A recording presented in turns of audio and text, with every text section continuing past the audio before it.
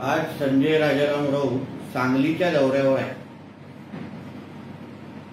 आता चित्र बाहेर काय दाखवलं जात आहे की उद्धव ठाकरेंनी जो उमेदवार जाहीर केला चंद्रहार पाटील म्हणून, त्यांच्या प्रचारासाठी आणि त्या निमित्ताने गाठीभेटी घेण्यासाठी हे महाशय सांगलीच्या दौऱ्यावर आहे। पण मला आज एका पुण्यातल्या काँग्रेसच्या नेत्याचा सकाळी फोन आला आणि त्यांनी जी माहिती दिली आहे ती अशी आहे की सांगलीच्या दौऱ्यासाठी सांगलीच्या लोकसभेसाठी किंवा चंद्रहार पाटलांची उमेदवारी आम्ही मागे घेतो, आम्हाला 100 कोटी द्या, असा प्रस्ताव मातोश्रीवरून ठेवण्यात आलेला आहे। आणि त्या प्रस्तावावर दबाव टाकण्यासाठी, त्या प्रस्तावासाठी दबाव टाकण्यासाठी, काँग्रेसला झुकवण्यासाठी आज संजय राजाराम राऊतचा दौरा सांगलीमध्ये चालू आहे। म्हणजे तिकडल्या उबाटाच्या कार्यकर्त्यांना वाटत असेल की हे आमच्यासाठी आले, त्या चंद्रहार पाटलाला वाटत असेल हा भांडूपचा देवानंद माझ्यासाठी सांगलीमध्ये आलेला आहे। पण खरं म्हणतं तर जो व्यवहार उद्धव ठाकरे करण्याचा प्रयत्न करतायत की बाबा मला ही सीट अगर मला मागे घ्यायला तुम्ही लावत असाल तर मला 100 कोटी किमान द्या, ही जी माहिती माझ्या कानावर आलेली आहे ती खरी आहे का खोटी आहे ह्याचं उत्तर संजय राजाराम राऊत किंवा त्याच्या मालकांनी द्यावं। काँग्रेस कुठल्याही परिस्थितीमध्ये अशा कुठल्याही मागण्याला हो बोलणार नाही, म्हणून त्यांच्यावर जास्त दबाव टाकला जात आहे। प्रेशर टॅक्टिक ज्याला आपण म्हणतो ते केलं जात आहे। निवडणुकीचा हा जो प्रवास हा पहिल्या दिवसापासून या उद्धव ठाकरे आणि कंपनीसाठी फक्त व्यवहार आणि धंदा राहिलेला आहे।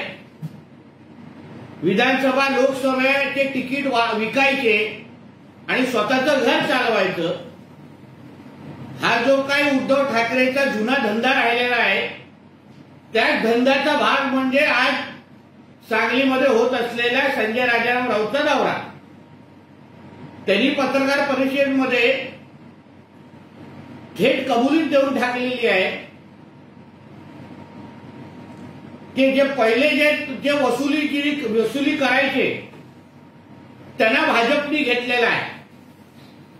म्हणजे संजय राजाराम राऊतनी आज महाराष्ट्रासमोर आणि देशाच्या समोर स्पष्ट कबुली देऊन टाकली आहे की महाविकास आघाडीमध्ये वसुली व्हायची, वसुली करायचे, ह्याच्यावर शिक्कामोर्तब त्यांनी केलेला आहे। म्हणजे वारंवार आम्ही जो काय आरोप करतो की हे वसुली सरकार आहे, त्या गोष्टीला कबुली या संजय राजाराम राऊतने दिलेली आहे। आणि संजय राजाराम राऊतला हेही सांगेल, आदरणीय देवेंद्र फडणवीसांना कुठल्याही उपचाराची गरज नाही, पण देवेंद्र फडणवीसांमुळे तुझ्या मालकाला आणि मालकाच्या कुटुंबाला जे वेडे होण्याची जी काय पाळी आता आलेली आहे, अवेळी बडबड करण्याची जी पाळी आलेली आहे, म्हणून महाराष्ट्रामध्ये कुठलंही मेंटल हॉस्पिटल वेड्यांसाठी इथे जागा उरली नसल्यामुळे आग्र्याच्या मेंटल हॉस्पिटलमध्ये त्यांना पाठवा आणि महाराष्ट्राला उद्धव ठाकरे मुक्त एकदाच करून टाका। धन्यवाद। बोला। संजय राऊत असं म्हणतात की महाराष्ट्रामध्ये नरेंद्र मोदी विरुद्ध उद्धव ठाकरे आणि शरद पवार असा सामना आहे। नरेंद्र मोदीजी हे विश्वपुरुष आहेत, जागतिक नेते आहेत। जगातला असा कुठलाही पंतप्रधान किंवा राष्ट्रपती नाही जो मोदी साहेबांना आदराने पाहत नाही आणि आदराने त्यांचं नाव घेत नाही।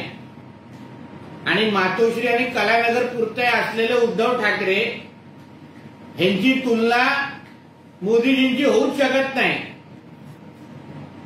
उद्धव ठाकरेंना कलानगरमध्ये तरी ओळख त्यांची राहिली तर फार मोठं झालं. म्हणून उगाच स्वतःच्या मालकाच्या आणि स्वतःच्या गुरुची तुलना ही नरेंद्र मोदीजींची करण्याची हिंमत या संजय राजारावांनी करू नये. लोकशाही मराठी ऐका, पहा, जागरूक रहा.